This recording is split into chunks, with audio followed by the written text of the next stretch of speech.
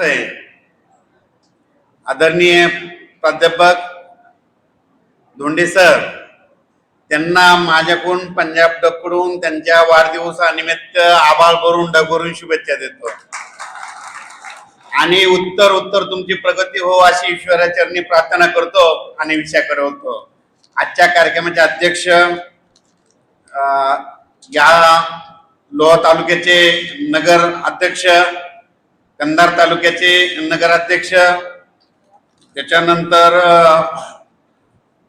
माजी आमदार साहेब अण्णा,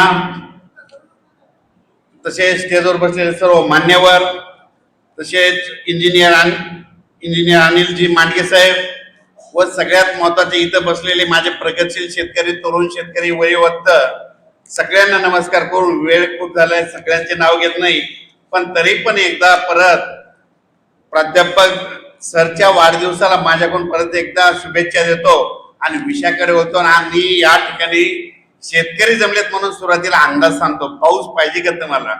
तुम्ही म्हटले तर लगेच सांगतो कधी येणार आहे. तर अंदाज सांगतो. आज आहे 2 फेब्रुवारी 2026. आज नेमका सरचा वाढदिवस आहे.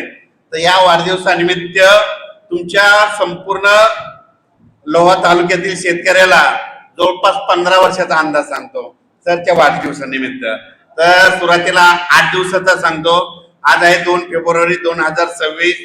सध्याच्याला तुम्हाला सांगू इच्छितो, राज्यामध्ये 3, 4 आणि 5 तारखेपर्यंत सगळीकडे ढगाळ वातावरण राहणार आहे आणि उत्तर महाराष्ट्राकडे आणि विदर्भाकडे तिकडे पाऊस पडणार आहे. तुमच्या नांदेडकडे येणार नाही, त्याच्यामुळे काही चिंता करायची गरज नाही. त्याच्यानंतर तुम्हाला हे सांगू इच्छितो, एक आणखीन तुमचा जर हरभरा काढणीस आलेला असेल तर एक तारीख लक्षात घ्या. दरवर्षी आपल्या महाराष्ट्रामध्ये 22 फेब्रुवारी ते 10 मार्च गारपीट होते. म्हणून त्या गारपीट व्हायच्या अगोदर तुम्ही तुमच्या पिकाची अगोदर काढून घ्यायची तयारी ठेवा. हे झाला 15 दिवसाचा अंदाज. आता 2026 ला पाऊस कधी पडणार आहे तर ते तुम्हाला सांगत होतो. तर मी म्हटलं होतं ना, गेल्या वर्षी या ठिकाणी इथंच कार्यक्रमाला आलो होतो. एक लग्नाचा कार्यक्रम होता, तिथं म्हटलं होतं तुमच्या इथं लोह्याला खूप पाऊस पडणार आहे आणि मी गेलं की पाऊस खूप झाला. तर 2025 ला खूप पाऊस पडला, सगळे तळे भरले असा अंदाज दिला होता. सगळे तळे भरले. आता 2026 ला कसा पाऊस पडणार आहे तर 2026 ला पाऊस कमी पडणार आहे, मात्र पिकं चांगले येणार आहे. म्हणून सर्वप्रथम शेतकऱ्यांसाठी आनंदाची बातमी म्हणजे 2026 शेतकऱ्यांसाठी चांगलं वर्ष असणार आहे, म्हणून हे अंदाज लक्षात घ्यायचा. त्याच्यानंतर 27-28 ला माझा खूप पाऊस पडणार आहे, परत 2029 ला कमी पडणार आहे. 30-31 ला जास्त पडणार आहे, परत 2032 ला कमी पडणार आहे. 33-34 ला खूप पडणार आहे, परत 2035 ला कमी पडणार आहे. 36-37 ला जास्त पडणार आहे, परत 2038 ला कमी पडणार आहे. 39-40 ला जास्त पडणार आहे, परत 2041 ला कमी पडणार आहे. 42-43 ला जास्त पडणार आहे, परत 44 ला कमी पडणार आहे. 45-46 ला जास्त पडणार आहे, परत 47 ला कमी पडणार आहे. 48-49 ला जास्त पडणार आहे, परत 50 ला कमी पडणार आहे. 100 पर्यंत सांगू का, पण तुमच्या लक्षातच नाही राहायचं. म्हणजे इतका अभ्यास मी शेतकऱ्यासाठी केलेला आहे. शेतकऱ्याला यापुढे एक सांगू इच्छितो, काय करा, एक गोष्ट लक्षात घ्या. दर 2 वर्ष जास्त पाऊस पडणार आणि 1च वर्ष कमी पडणार. पण ज्या वर्षी पाऊस कमी पडत त्या वर्षी मात्र पिकं खूप चांगली येणार. म्हणून ही सर्वप्रथम शेतकऱ्यांसाठी आनंदाची बातमी. हे झाला 15 वर्षाचा अंदाज. माझं म्हणणं आहे, यापुढे आता परत एखाद्या कार्यक्रमाला येईल, आगरून येईल, यापुढे पाऊस कधी कोणाला विचारत जाऊ नका. एक सगळ्यात सोपं कारण लक्षात सांगतो, आपलं पीक काढायला आलं की 3 दिवसांना पाऊस येणार हे वहीमध्ये लिहून ठेवायचं. मग तुम्हाला एक सांगू इच्छितो, तुम्ही बघा, दरवर्षी तुम्ही पावसाळ्यामध्ये सोयाबीन करता, सोयाबीन 100 दिवसाला निघतं. लगेच आपण म्हणायचं 102 दिवसाला पाऊस येणार आहे, आपली सोयाबीन भिजविणार आहे, म्हणून एक अंदाज वहीमध्ये लिहून ठेवता. त्याच्यानंतर तुम्ही मूग पेरतात. मूग पेरल्याची तुम्ही काय करा, कॅलेंडर मध्ये वहीमध्ये तारीख लिहून ठेवा. मूग पेरल्यापासून मूग कंप्लीट 60 दिवसाला काढायला येतो, 62व्या दिवशी पाऊस येणार आणि तुमचा शेतकऱ्याचा मूग भिजणार. म्हणून हे एक लक्षात घ्यायचं. त्याच्यानंतर तुम्ही उडीद करता. उडीद कधी करता? 80 दिवसाला उडीद निघतो, 82व्या दिवशी पाऊस येणार, तुमचा उडीद भिजणार. तुम्ही हळद करतात. कधी करतात? उन्हाळ्यामध्ये, मे मध्ये. तुम्हाला माहिती उन्हाळ्यामध्ये पाऊस येत नाही. तुम्ही हळद काढतात, काढल्याच्या नंतर शिजवतात. शिजल्याच्या नंतर वाळू घालता आणि निवांत रात्रीच्याला घरी येतात. तुम्हाला माहिती आहे उन्हाळ्यात पाऊस येत नाही, पण यापुढे लक्षात घ्या हा निसर्ग तुमच्या इतक्या पाठीमागे लागलाय. रात्री 2:10 तेलंगणाकडून विजेच्या कडकडाचा पाऊस येणार आणि ती तुमच्या हळद भिजणार. म्हणजे इतका निसर्ग शेतकऱ्याच्या पाठीमागे लागलाय. इथं जमलेल्याला सगळ्याला म्हणतो यापुढे या निसर्गाला घाबरत जाऊ नका. पाऊस कधी येणार केव्हा येणार हे तुम्हाला वेळोवेळी सांगत जाईल आणि भविष्यामध्ये मात्र तुमच्या कष्टाचं नुकसान होऊ देणार नाही. या वाढदिवसानिमित्त तुम्हाला शब्द देतो. हे करत असताना तुम्हाला एक सांगू इच्छितो, तुम्ही बघा कोणतीही वस्तू कालांतराने संपुष्टात येते. पूर्वी काय होतं तंत्रज्ञानामध्ये काय आलं होतं, रेडिओ आले होते. 10-15 वर्ष तंत्रज्ञान चाललं, बंद पडलं. त्याच्यानंतर काय आलं होतं, वायरलेस आले होतं. वायरलेस देखील 10 वर्षानंतर बंद पडलं. त्याच्यानंतर काय आलं, तरंग फोन आले होते, ते देखील बंद पडलं. आणि आता हे इंटरनेट युग आहे, आणखी 10 वर्षभर चालल. आणि हे बंद पडल्याच्या नंतर आपल्या शेतकऱ्याला पावसाचा अंदाज कोण सांगत. मी म्हणतो हे सगळं जरी बंद पडलं ना, निसर्गातला एक एक प्राणी पक्षी देखील पाऊस सांगतो. म्हणून यापुढे काय करा, निसर्ग अभ्यास करा. निसर्गातून अंदाज कसा घ्यायचा हे एक लक्षात घ्या. मग तुम्हाला एक सांगतो पाऊस कसा ओळखायचा, एक सगळ्यात सोपं कारण सांगतो. रामफळाचं झाड कोणाकडे आहे का, आहे ना. तुम्ही बघा यावर्षी तुमच्या रामफळाच्या झाडाला खूप रामफळ लागले. गेल्या वर्षी नव्हते लागले, 24ला देखील नव्हते लागले आणि या वर्षी म्हणजे 26ला रामफळ खूप लागले. ज्या ज्या वर्षी रामफळाच्या झाडाला रामफळ खूप लागले ते रामफळाचं झाड म्हणते शेतकऱ्याला यावर्षी पाऊस कमी पडणार आहे असा अंदाज ते रामफळाचं झाड देतात. त्याच्यानंतर तुम्हाला एक आणखीन एक सांगतो. तुम्ही बघा मागच्या एका युट्यूब मध्ये व्हिडिओ मध्ये मी सांगितलं होतं यावर्षी आंब्याच्या झाडाला खूप फुलवारा लागला. ज्या ज्या वर्षी आंब्याच्या झाडाला खूप फुलवारा लागला, आंबा टिकला पिकला की समजायचं दुष्काळ पडतो, पाऊस कमी पडतो असा अंदाज ते आंब्याचं झाड देतो. तुम्ही बघा आता यावर्षी तुमचा आंबा टिकला आणि त्या आंब्याचा रस तुम्ही खूप खाल्ला, गावरान आंब्याचा रस तुम्ही खूप खाल्ला की समजायचं त्या वर्षी पाऊस कमी पडणार आहे. तुम्ही बघा 2017 पर्यंत या लोहा तालुका नांदेड जिल्ह्याच्या लोकांनी गावरान आंब्याचा रस 17 पर्यंत इतका खाल्ला होता. 17 पर्यंत तुम्हाला दुष्काळाला सामना करावा लागला. पण 18च्या नंतर आठवा तुमच्या गावरान आंब्याच्या झाडाला फुलवाराच लागला नव्हता. फुलवारा नाही लागला म्हणून आंबे नाही लागले, आंबे लागले नाही म्हणून गावरान आंब्याचा रस नाही खायला भेटला. म्हणून 18च्या नंतर खूप पाऊस पडला आणि आता योगायोगाने यावर्षी आंब्याला फुलवारा खूप लागलाय. आंबा टिकला पिकला की समजा पाऊस कमी पडणार आहे असा अंदाज त्या आंब्याने दिला. त्याच्यानंतर परत एक सांगतो इच्छितो, आता येत असताना तुमच्याकडे लोह्याकडे येत असताना काय झालं, मी चिंचाचं झाड बघितलं. त्या चिंचाच्या झाडाला इतक्या चिंचा लागल्या ते चिंचाचं झाड वाकून गेलं. चिंचाच्या झाडाला चिंचा लागल्या की चिंचाचं झाड म्हणते शेतकऱ्यांनो यावर्षी तुम्ही मालामाल होणार आहे असा अंदाज ते चिंचाचं झाड देतात. ज्या ज्या ठिकाणी खूप चिंचा लागल्यात ना त्या ठिकाणी शेतकरी मालामाल होणार आहेत असा अंदाज कोणी दिला, चिंचानं दिला. त्याच्यानंतर दुष्काळ पडणार कसा ओळखायचा, 11 जूनला दुपारी 12 वाजता तारीख लक्षात घ्या. 11 जून दुपारी 12 वाजता आकाशात वरती बघायचं, सूर्याला जर खळं दिसलं ना निसर्ग म्हणतो शेतकऱ्यांना दुष्काळ पडणार आहे असा अंदाज तुम्हाला 11 जूनला दुपारी 12 वाजता कळतो. त्याच्यानंतर काय करायचं, दुष्काळ पडणार आहे आणखी एक सांगतो कसा ओळखायचा. काय करायचं, बिब्याच्या झाडाला खूप फुलं लागले ना ते बिब्याचं झाड म्हणते शेतकऱ्यांना यावर्षी दुष्काळ पडणार आहे असा अंदाज ते बिब्याचं झाड देतात. त्याच्यानंतर आणखीन पाऊस येईल कसा ओळखायचा. काय होतं यापुढे एक गोष्ट लक्षात घ्या, कधी कधी काय होतं 5 जून जातो सगळे म्हणतात पाऊस येणार, पाऊसच येत नाही. 10 जून जातो पाऊस येत नाही, 15 जून जातो पाऊस येत नाही. यापुढे एक गोष्ट लक्षात घ्या, 10 जून गेला, 15 जून गेला, 20 जून गेला, पाऊसच नाही पडला. मग यापुढे कोणाला पाऊस विचारायचा, कोणालाच विचारायचं नाही. हे जे झाडं असतात ना त्या झाडावर चिमण्या बसलेल्या असतात. त्या चिमण्या काय करतात, ज्या ज्या ठिकाणी धूळ आहे त्या धुळीमध्ये मातीनं चिमण्या आंघोळ करतात. चिमण्यानं जर मातीनं आंघोळ केलेली पाहिली ना तुम्ही म्हणायचं 4 दिवसात पाऊस येणार आहे म्हणून हे एक पाऊस यायचं कारण लक्षात येतं. त्याच्यानंतर परत सांगतो पाऊस येईल कसा ओळखायचा. काय करायचं, तुमच्या गावामध्ये मंदिर आहे बघा, तुमच्या गावातल्या मंदिरामध्ये दरवर्षी दिवाळीच्या अगोदर काकड्याचं भजन चालू असतं आणि काकड्याच्या भजनाला तुमच्या गावातले भजनकरी काय करतात, पहाटे 4 वाजल्यापासून असा लाऊड स्पीकर लावतात आणि तिथं अभंग पहाटे 4 वाजल्यापासून अभंग म्हणतात. तुमच्या गावच्या दिवाळीच्या अगोदरच्या पहाटेच्या काकड्याच्या अभंगाचा आवाज बाजूच्या गावच्या लोकांना गेला की त्यांनी म्हणायचं 3 दिवसात पाऊस येणार आहे, म्हणून एक पाऊस यायचं कारण लक्षात येतं. परत सांगतो पाऊस येईल कसा ओळखायचा. काय करायचं, तुम्ही बघा, तुम्ही शेतामध्ये गेल्याच्या नंतर तुमच्या शेतातले झाड देखील पाऊस सांगतात. एक असं झाड आहे ते तुम्हाला पाऊस कमी पडणार आहे का जास्त सांगतात. मग त्या झाडाचं नाव सांगतो. तुम्ही वाटल्यास यावेळेस निरीक्षण करा, लिंबाच्या झाडाला खूप लिंबुळ्या लागल्या ना, ते लिंबाचं झाड म्हणते शेतकऱ्यांनो यावर्षी खूप पाऊस पडणार आहे असा अंदाज लिंबाचं झाड देतं. जांभळीचं झाड उन्हाळ्यामध्ये लवकर जांभळ पिकली आणि त्या जांभळीचे जांभळ खायला सुरुवात केली. ते जांभळीचं झाड म्हणजे शेतकऱ्यांनो यावर्षी लवकर पाऊस येणार आहे असा अंदाज ते जांभळीचं झाड देतं.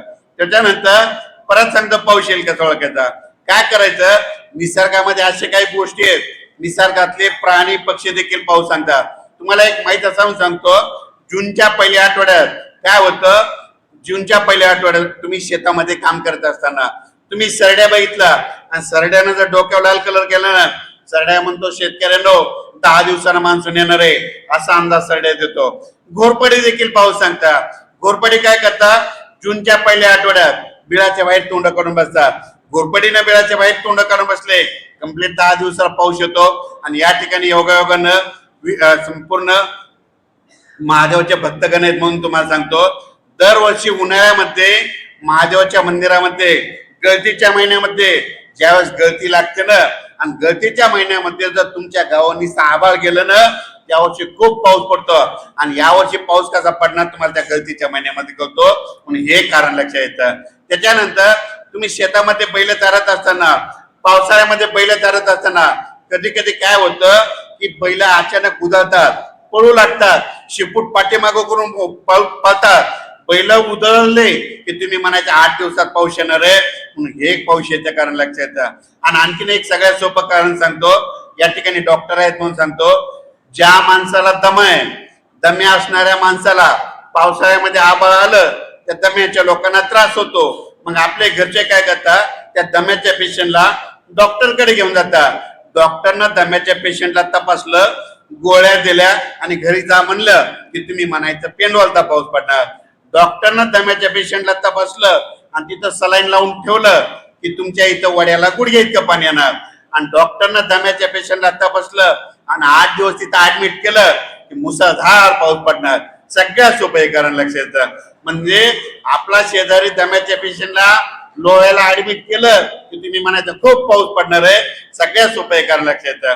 त्याच्यानंतर परत सांगतो पाऊस येईल कसा ओळखायचा.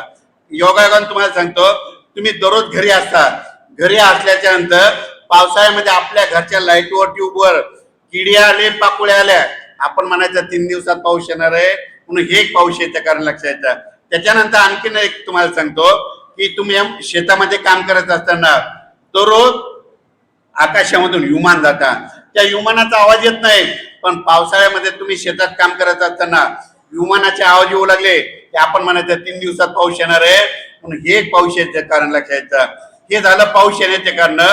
विजेबद्दल सांगतो. वीज म्हणजे ही नाही वीज, आकाशातील वीज. बरेच जण काय म्हणतात, पायाळू माणसा वीज पडते. महिला तर बिलकुल म्हणतात पायाळू माणसा वीज पडते. माझी महिलाला विनंती आहे, पायाळू माणसावर कधीच वीज पडत नाही. पण महिला काय करतात, त्या पायाळू माणसाला तांब्याचा कडा हातात घालतात. माझी शेतकऱ्याला विनंती आहे, तुम्ही तांब्याचा कडा हातात घालत जाऊ नका. तांब्याचा कडा तुम्ही हातात घातलं, बाहेर विजा कडकडायला लागल्या आणि तुम्ही बाहेर गेला तर बिलकुल तुमच्या अंगावर वीज पडते. विजा कडकडत असताना हातामध्ये तांब्याचं कडं घालायचं नाही. आता तुम्ही ज्या ज्या गावून आला, तुमच्या गावामध्ये इतक्या विजा कडकडतात, इतक्या विजा कडकडतात, तुमच्या गावात वीज पडत नाही आणि गावाच्या बाहेर 2 किलोमीटर विजा पडतात. मग तुमच्या गावातल्या विजा कोण वाचित? तुमच्या गावातल्या विजा वाचिणार तुमच्या गावातलं ते मंदिराचं कळस आहे. वाटल्यास वहीमध्ये लिहून ठेवा.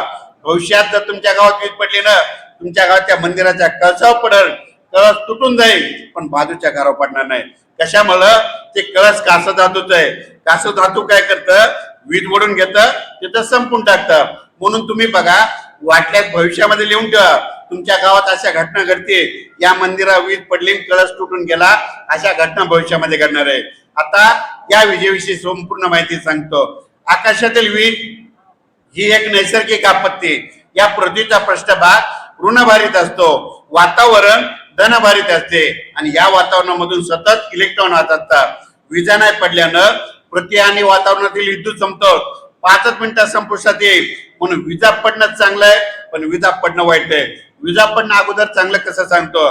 10 ऑक्टोबर ते 10 नोव्हेंबर ज्यांच्या शेतामध्ये विजेच्या कडकडासह पाऊस पडला ना, त्यांच्या हरभऱ्याला उतार येणार, गव्हाला उतार येणार. कशामुळं? त्या विजेच्या पावसामध्ये नायट्रेट ऑक्साईडचं प्रमाण असतं. म्हणून विजेचा पाऊस चांगला. विजेचा पाऊस वाईट कशामुळं? या विजा आपल्या शेतकऱ्याच्या मुलाच्या अंगावर पडतात, बैलावर पडतात, जनावर पडतात. म्हणून विजेचा पाऊस वाईट आहे. विजा पडू नये म्हणून काय काळजी घेतात? माझी सगळ्याला विनंती आहे, विजा कडकडत असताना शेतामध्ये आंब्याच्या झाडाखाली, लिंबाच्या झाडाखाली थांबत जाऊ नका. झाडावर जवळपास 16% विजा पडतात. मग झाडावर वीज कशामुळे पडते? कारण की झाडाची मुळे जमिनीमध्ये पाण्यापर्यंत गेलेली असते, म्हणून विजा झाडावर जास्त पडतात. म्हणून हे लक्षात येतं. विजा कडकडत असताना उंच नारळाच्या झाडाखाली उभा राहू नका. नारळाच्या झाडावर देखील वीज पडते. विजा कडकडत असताना तुमच्या गावातल्या पाण्याच्या टाकीखाली उभा राहू नका. पाण्याच्या टाकीवर देखील वीज पडते. विजा कडकडत असताना तुमच्या घराच्या बाजूला एखादा लाईटचा ट्रान्सफॉर्मर असं त्याच्या बाजूला उभा राहू नका. लाईटच्या ट्रान्सफॉर्मर देखील वीज पडते. विजा कडकडत असताना तुमच्या घराच्या बाजूला लोखंडी पोल असं त्याच्या बाजूला उभं राहू नका. लोखंडी पोलवर देखील वीज पडते. विजा कडकडत असताना तुमच्या शेतामध्ये एखादा तळा असं त्या तळ्याच्या किनाऱ्या उभा राहू नका. तळ्यामध्ये जवळपास 28% विजा पडतात. कशामुळं? तळ्यामध्ये पाणी असताना वीज काय करते? पाण्याला शोधते. म्हणून हे लक्षात येतं. आणि तुम्हाला आता गारपिटीबद्दल सांगतो. यापुढं गारपीट कधी होणार, केव्हा होणार, कधीच कोणाला विचारत जाऊ नका. तुम्हाला एक सांगू इच्छितो, एक तारीख वहीमध्ये लिहून ठेवा. दरवर्षी आपल्या महाराष्ट्रामध्ये 22 फेब्रुवारी ते 10 मार्च त्या 20 दिवसामध्ये गारपीट होते. म्हणून हे कायमच्या लक्षात येतं. पण नेमकी गारपीट कुठे होते? यापुढे एक लक्षात घ्या. नेमकं गारपीट कुठे होते? एखादी जर नदी असं त्या नदीच्या बाजूला इकडून 1 किलोमीटर इकडून 1 किलोमीटर त्या पट्ट्यामध्ये गारपीट होते. म्हणून हे एक लक्षात घ्या. एखादा तळा असं तळ्याच्या चारही बाजूने 1 किलोमीटरच्या अंतराने गारपीट होते. म्हणून हे कारण लक्षात घ्या. एखादा कॅनल असं कॅनलच्या बाजूला इकडून 1 किलोमीटर इकडून 1 किलोमीटर त्या पट्ट्यामध्ये गारपीट होणार. एक वहीमध्ये लिहून ठेवा. विज्ञानाच्या भाषेत सांगायचं झालं तर गारा पडण्यासाठी 2 गोष्टी लागतात. एक तर हवा उंच जायला हवी आणि हवेमध्ये बाष्पाचं प्रमाण असायला हवं. पण 2020च्या नंतर आपल्या महाराष्ट्रामध्ये गारपीट कशामुळे वाढली? आतापर्यंत अफगाणिस्तानचं बाष्प आपल्याकडे कधीच येत नव्हतं. पण ते बाष्प काय व्हायलंय? जानेवारी फेब्रुवारी मध्ये आपल्या इकडे ऊन तापत असल्यामुळं ते बाष्प खेचल्या जात असल्यामुळं आपल्या महाराष्ट्रामध्ये गारपीट वाढली. गारपीट कमी करायची असं तर झाडं लावा लागतील. झाडं लावा, पृथ्वीचं तापमान कमी करा. जोपर्यंत हे तापमान कमी होणार नाही तोपर्यंत ह्या अतिवृष्टीला सामना करावा लागणार आहे, गारपिटीला सामना करावा लागणार आहे. म्हणून हे सांगू इच्छितो. या ठिकाणी परत जाता जाता एक तुम्हाला 2026ला तुम्हाला एक सांगू इच्छितो. आता पेपरमध्ये बातम्या येतील या वर्षी एल निनो ला निना असं म्हणतील बघा. तर तुम्हाला एक सांगू इच्छितो, एल निनो ला निना मध्ये 2 मिनिट सांगतो. एल निनो आणि ला निना हे 2 मुळातच स्पॅनिश भाषेतील शब्द आहेत. स्पॅनिश भाषेतील शब्द येतात. ला निनाचा अर्थ असा होतो की एल निनोचं नाव निघालं की दुष्काळ पडणार आणि ला निनाचं नाव निघालं की पाऊस जास्त पडणार. पण यावर्षी तुम्हाला एक सांगू इच्छितो, एल निनो दक्षिण अमेरिकेमध्ये पेरू देश आहे. पेरू देशाच्या किनाऱ्याच्या पश्चिमेला तिथं एक समुद्र आहे. त्या समुद्राचं पाणी काय होतं? हळूहळू गरम होतं. म्हणजे डिसेंबर महिन्यामध्ये समुद्राचं पाणी गरम झालं की आपल्या इकडे एल निनो निर्माण झालं असं जाहीर केलं जातं. पण वास्तविक पाहतात त्याच्यावर अंदाज येणं शक्य नाही. पण तुम्हाला एक सांगू इच्छितो, आपल्या इकडे पाऊस कशावर अवलंबून असतो? आपला बंगालच्या खाडीचा समुद्र, अरबी समुद्राचं तापमान हे त्या तापमानावर अंदाज व्यक्त करावं लागतं. म्हणून एल निनो ला निनाचा काही अर्थही जास्त काही समज येत नाही. म्हणून हे तुम्हाला एक सांगू इच्छितो. या ठिकाणी मला बोलिलं, माझा सन्मान केला, सत्कार केला त्याबद्दल परत एकदा धन्यवाद देतो. थांबतो. जय हिंद, जय महाराष्ट्र.